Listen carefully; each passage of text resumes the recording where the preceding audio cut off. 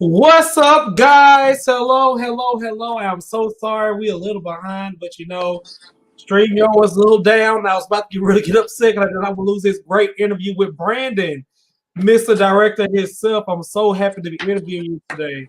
Brandon, so can you just please tell the people who you are? For Sure. people who don't know you, that Can need you to hear know. me? Yeah, I hear you perfectly. Okay, good. Um, Hello, everyone. I am Brandon Holland. I am a writer, director here based in Atlanta, producer as well. I am from Talladega, Alabama, and I have been in Atlanta about 7 years now. And I've been in film.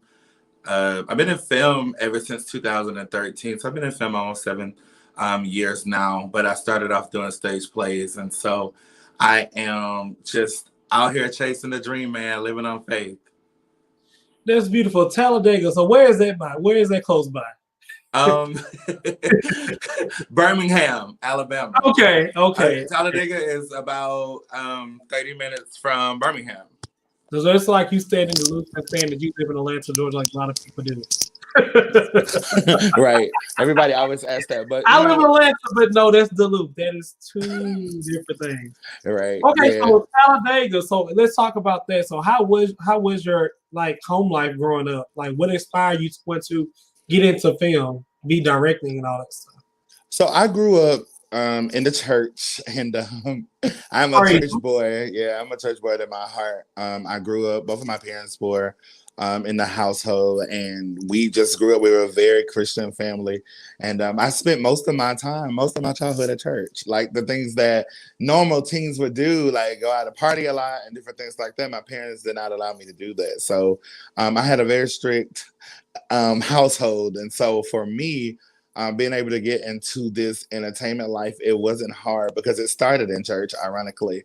My mom was a skit writer, so she would write skits and she would put on small productions at Stage play church. for church. Okay. Right. And so that's how it started. It introduced me to it. So I used to see my mom do it. So I used to try to mock what she was doing.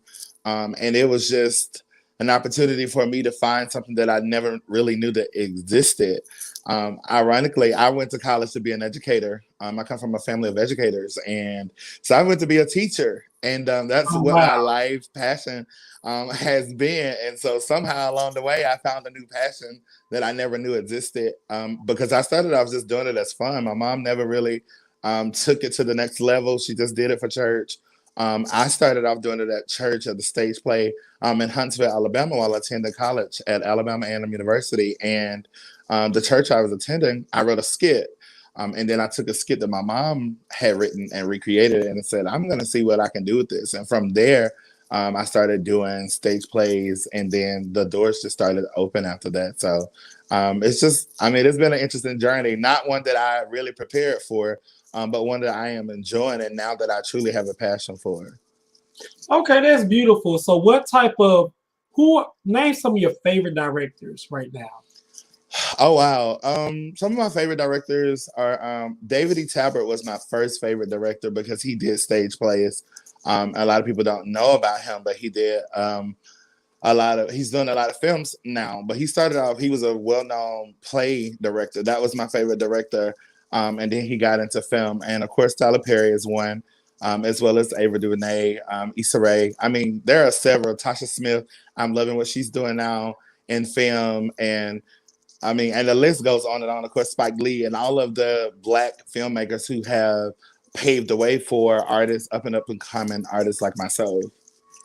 Okay, that's beautiful. But I did read in your bio, and my heart went out to you. I saw that you lost both of your parents.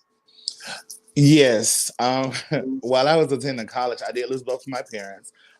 That's been a journey by itself, but it has been an incredible part of my growing. It has been so instrumental to everything that I do now.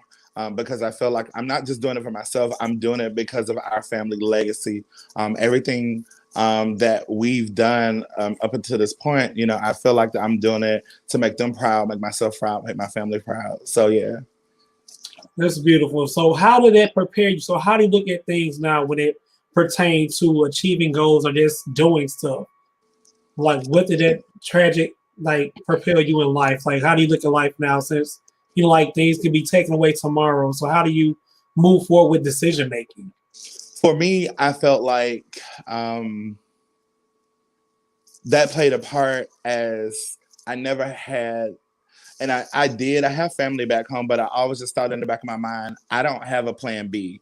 I have to make plan A work in anything that I've ever done. I can't go back home. Like, just imagine, because it happened. My parents died. My dad died when I was 20. My mom died when I was 19. They died about a year or so apart. And for me, that was the motivation that I needed. I'm never going to be able to go back home. Does that make sense? And so from there, I've just said, I'm going to chase my dreams. I'm going to do everything that I know that they put in me. I'm going to pursue everything that I want to do. I'm going to do it to the best of my ability. And I'm going to do it for myself, make myself proud. And I'm going to build a legacy of my own. And I'm going to do something to make them proud and do all the things that I know that they work so hard for us to have for my brother and myself. Okay, so you have a younger brother and an older brother. I have a younger brother. We're about 4 years apart. I have a younger brother. He's in Alabama. So you're like dad figure to him? Big brother.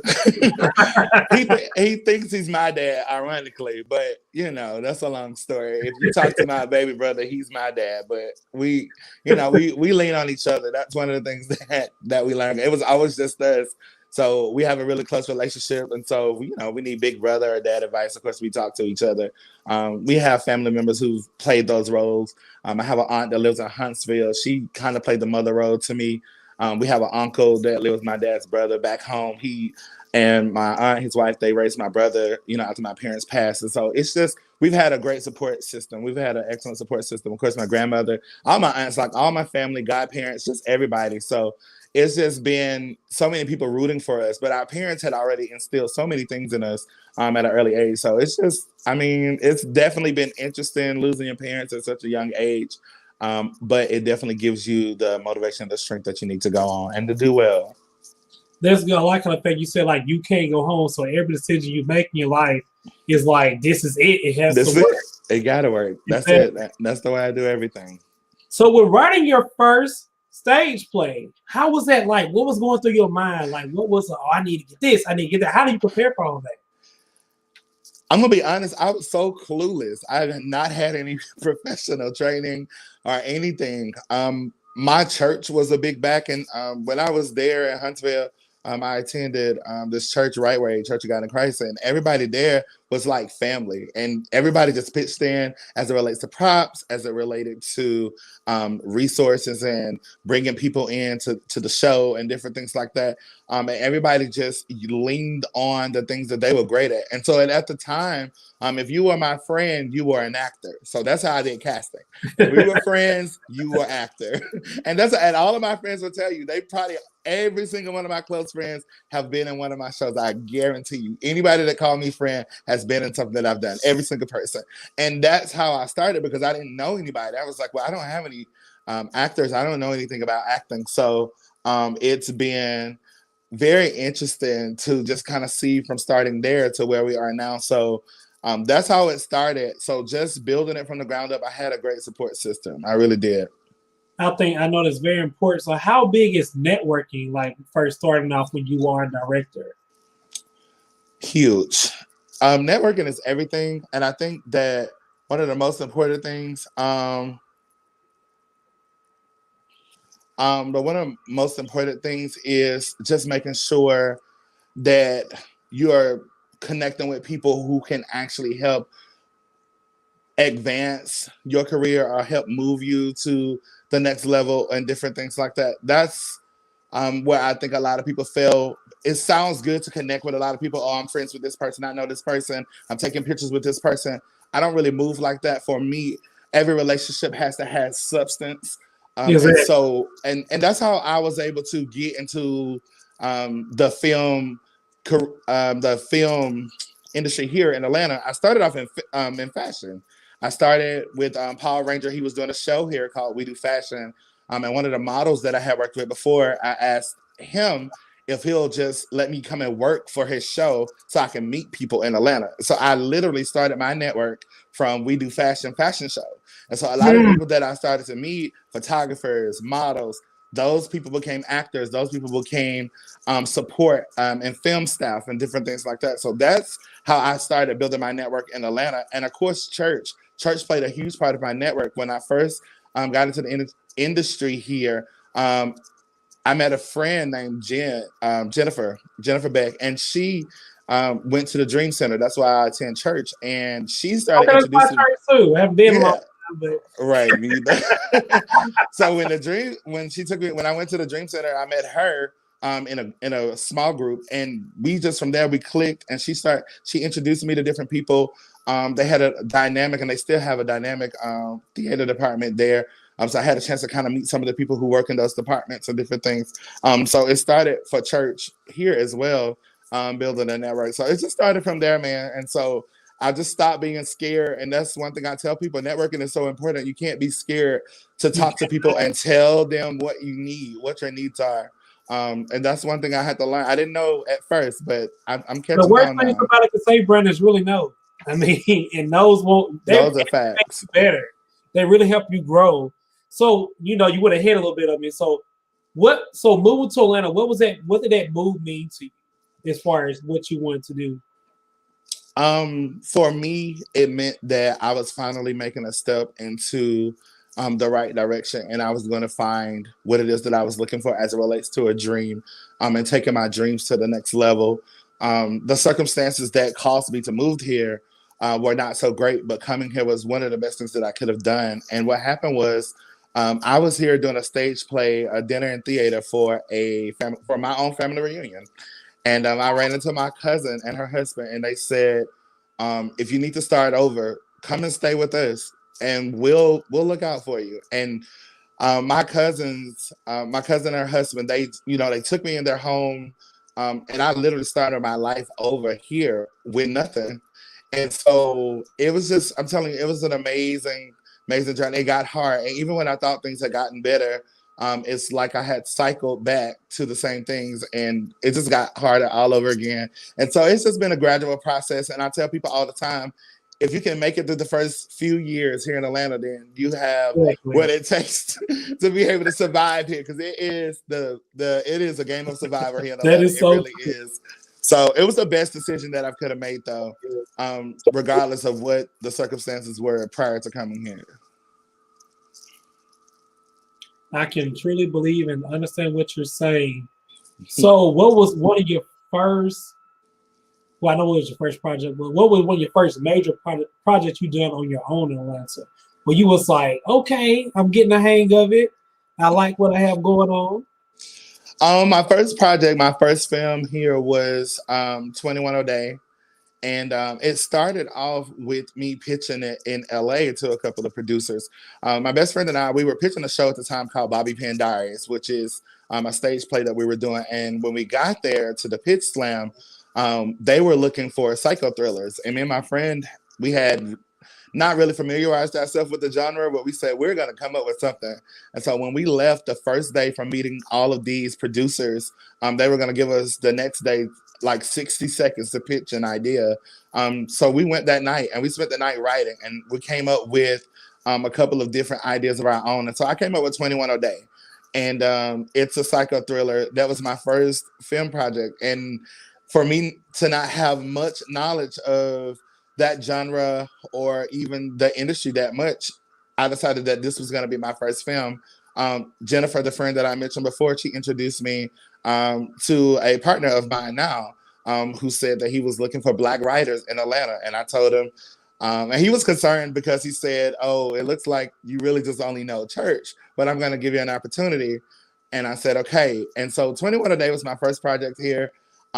Everybody that I had met, kind of like I said before, they became actors, a part of the first film. And I just kind of leaned on all the relationships that I had built in the first couple of years. I had been here about 2 years at this point.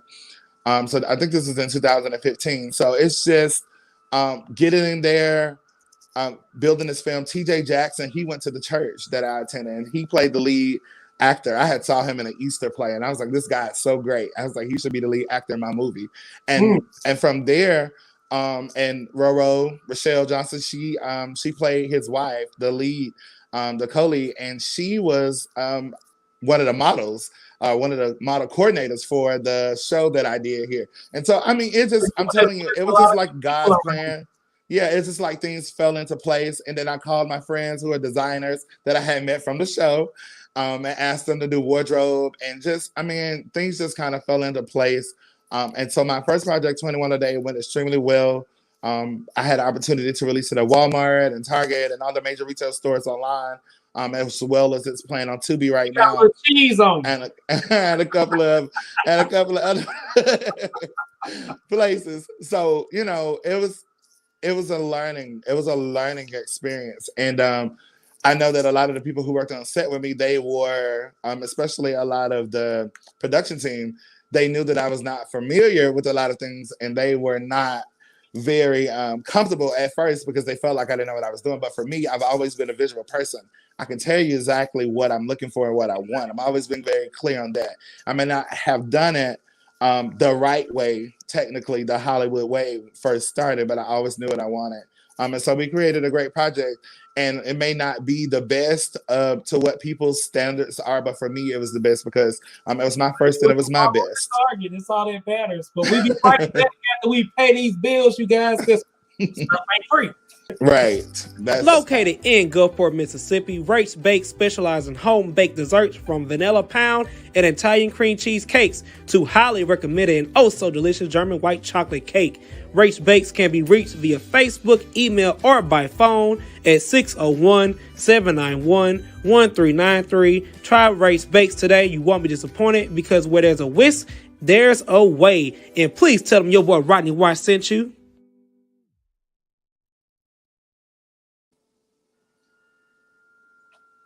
All right, we are back. Okay, we are back. Okay, Brandon, can you see me? Yes. Okay, perfect. Okay, so we left off with you just like, you know, getting into Atlanta, following your dreams, making things happen. And one thing I want to touch back on real quick, it is so important. I feel like when you are a content creator, just want to get out there, you have to know how to talk and network. When people understand the art of networking, Brandon, I feel like you are a testament to that anything is possible. You can't do everything by yourself. You need a team. You need help. Find that help. When somebody going like, I want to help you, you halfway there. But let's talk about, because this equipment is expensive, okay? Because I bought a couple of stuff. I'm doing a couple projects myself. So how did you raise the capital to buy this expensive ass stuff? To be honest with you, I had a lot of support investors who were a part of the process in the beginning. And that's pretty much how I was able to move forward. I had a very close acquaintances that were 100% behind everything that I've been doing, who kind of helped build with me. And it's been great to just have that. I'm telling you, I have been so blessed. My story is not like other filmmakers, honestly. I've not had a whole lot of restraints being able to put projects together. Of course, there are other areas that I would like to grow in as it relates to finances. You know, when it comes to like paying actors and different things like that, I've not been able to do that to the level that I would like to, and which means sometimes the talent is not always there because you don't always have the money. Like that's one thing about being an independent. You have to decide where you want to put the money. So it's either in the production or sometimes it's the talent. And I hate sometimes having to make those tough decisions and get to a place where I'm able to do whichever is going to benefit the film most. But I just had a lot of people who were willing to invest, who believed in what I was doing, especially one person in particular. And I, of course, you don't get to say names because people start reaching out to them and they would tell them, I told them that they had a lot of money. But, you know, so I've been blessed. I'm telling you, I have been extremely blessed. I literally went into my first film with a distribution deal. And so that doesn't always happen. It is not extreme. It's not easy at all. And so just to be able to literally walk into it, it was like God had laid it out for me. It was like this path he had chosen for me. And it wasn't a struggle. It was so easy for me to walk into it. And I knew that I had those gifts in me, and they began to just kind of flourish naturally. And so once people saw that, they were willing to invest in it. They was like, I believe in you. And I want to put my money where my mouth is. You walk in your purpose. And I think that's one thing I do when I interview a lot of great people on my show. One thing that you all, and I feel like we all have in common, is something tragic happening in our life, where our trajectory was like, we were going this way, but then someone said, you're going this way. And I truly feel like when God has us speaking and calling over your life, he will get our attention. And once he have our attention, once we're obedient and, and doing what he wants to do, like anything that we touch happens. And people like, why are you so blessed? It's not me, it's God. Like, God just love me, and I'm okay with it. Yeah, and I agree 100%. And I tell people, and I used to say all the time, the difference between me and other people who are creators, I have a real foundation and established relationship with God. And I mean, I wake up in the morning, I read my scripture, I pray, I talk to God, I worship throughout the day. And it's one of those things that maintain me. I'm not saying that I'm living this perfect and holy role of life, because I'm not. But I am in conversation and communion with God. And I believe I am a true believer. So I'm a man who lives by faith. I speak. When people are saying manifesting, that means living by faith. I truly live that. And even the Bible says that if you delight yourself in the Lord, that he will give you the desires of your heart. And that's been my testimony. I have delighted myself in him. I've made everything that I do about him. And that's my story. And that's how I've been able to be so successful in some of the things that I've done.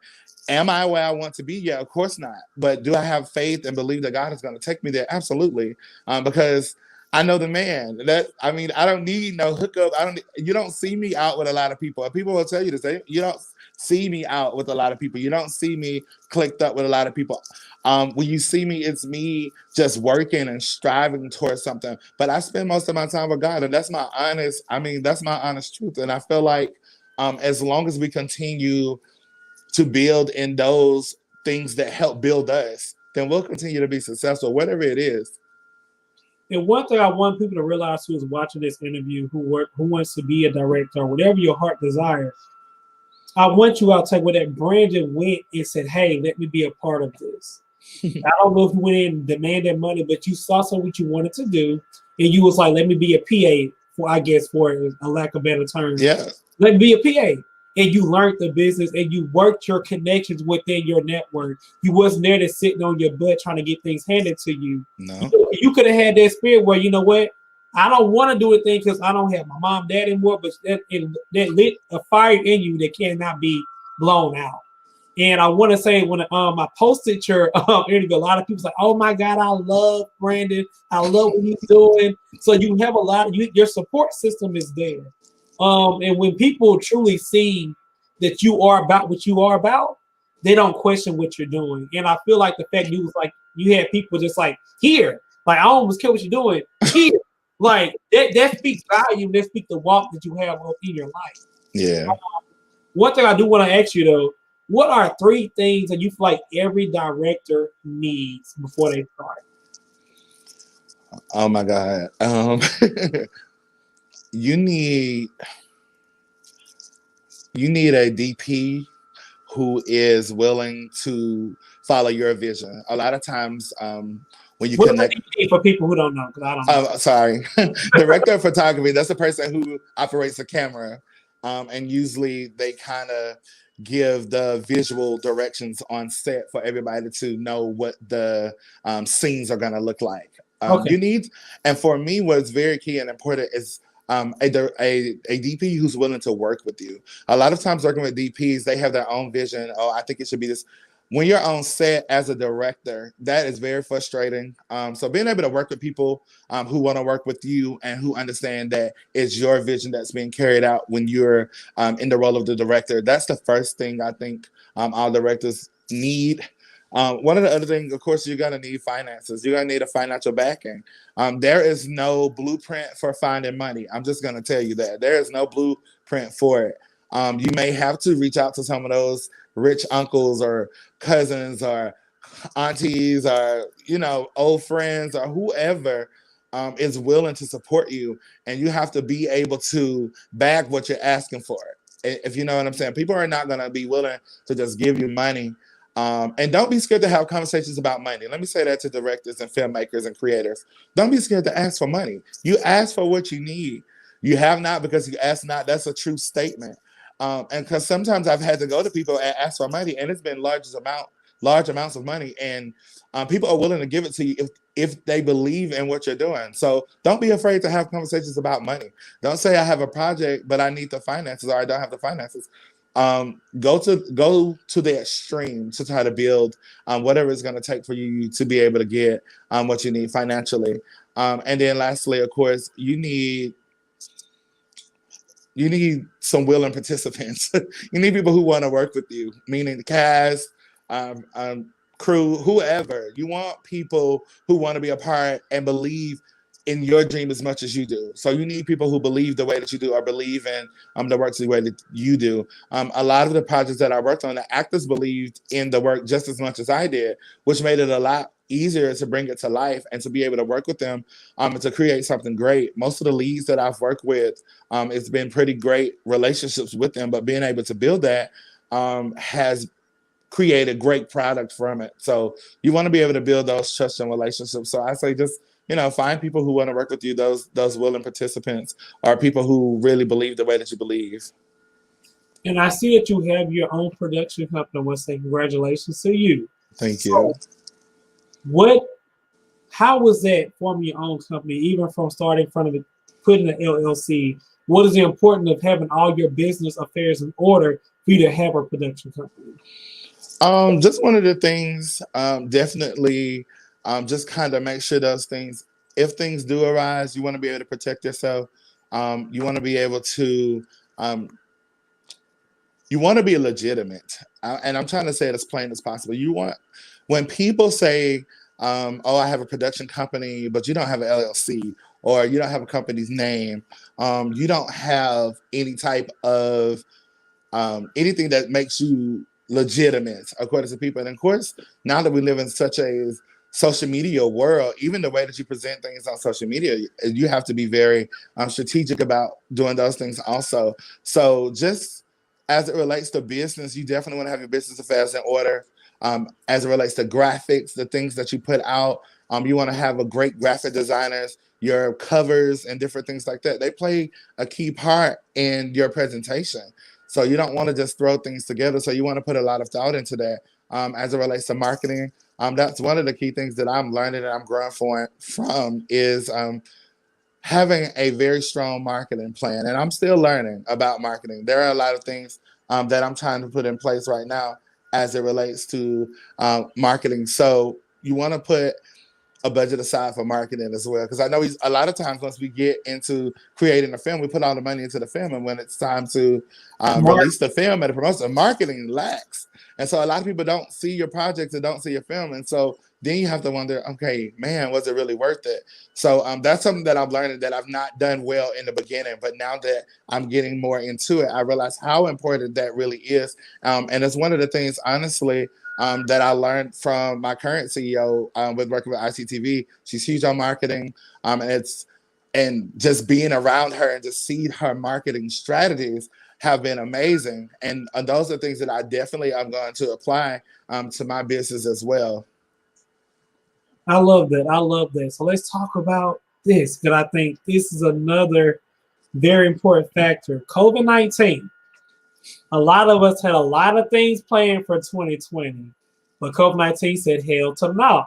So how is you being a director? I feel like when you're a director, you're like the head of everything. Like you are the end all be all. You have people who are putting their dreams into putting their dreams in your hand. And so when COVID-19 hit, how did you maneuver through all of that? COVID-19 definitely hit, and it hit really hard. It was like, oh my God, what do we do? And usually, especially as a creator, to have limitations, to not be able to do the things that you love doing, it really was a shocker. So it's like, oh man. After a while, once things calmed down and testing started to get in place and different things like that, we slowly got back into things a little bit. Of course, requiring people to do COVID testing and wear masks and different things like that. But it has been completely different. It definitely slowed out the process of things that we had planned for this year.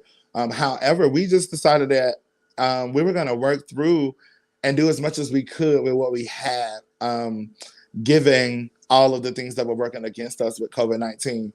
Me being an independent, and being a director, it is a little bit easier to kind of call things off up front than it is to wait till you're all the way in the middle of it and then you have to shut things down. It just so happened that I wasn't in the middle of a project when the pandemic hit.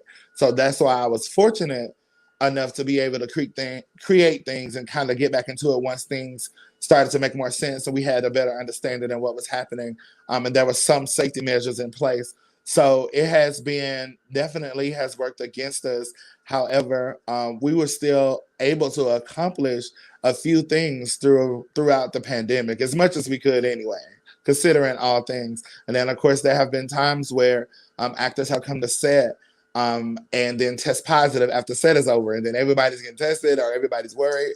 So it's just, I mean, it's been extremely difficult, and we've had to cut back on staff and the amount of people that we're allowed to come on set and different things like that. So it has definitely been a challenge, but we have taken all the safety precautions as possible, making sure that people are tested or even offering on-site testing for some settings. So it's just, I mean, it's been crazy. I can tell you that it has been crazy, but also for a creator, it has opened our minds, or my mind, creatively, and it makes you come up with different ways to do different things that you thought that you would never be doing before.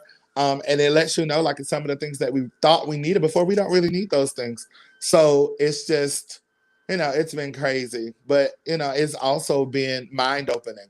And it's also, I think, allowed a lot of creators to really tap into them full selves. This time, home has allowed us to write more, to come up with more ideas, to be able to interact with some of the networks and different foundations and organizations that we would like to be a part of, that time would not normally allow us to do so. So it's been a blessing and a curse. Let me just say it that way.